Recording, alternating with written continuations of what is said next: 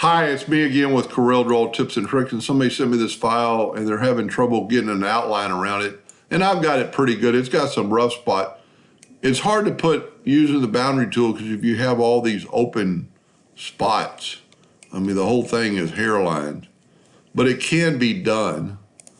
Matter of fact, you might be able to do it better than I did on this one. But here's the drawing. It's all hairlines.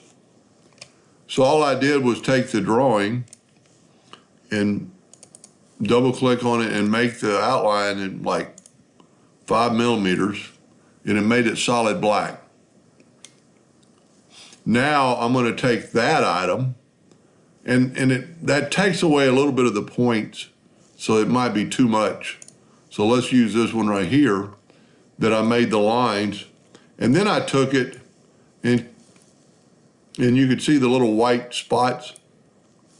That's all the little lines. So go up to Object and convert outline to an object.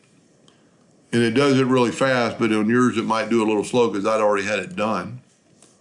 And this is kind of a unique way to look at things. And you've noticed if I've nudged everything, I haven't moved anything. Now we're going to take the Smart Fill tool and fill that in.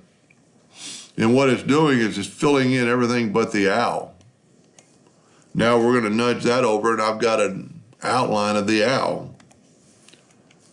Now I can take that, and I could actually fill in the white now, but I'm going to left click, right click, and then I'm going to go to Object and break the curve apart to get rid of that square. And because I've nudged everything, I can nudge everything right back. And that put an outline around that owl. Now it's jagged, but you could fix that pretty easily. And I might even make a second video on how you could fix that. And see, there's parts of this owl that should probably have been removed beforehand. There's some trash, is what I call it. But that's how I would do it. I hope that helped a little bit, and thank you for watching.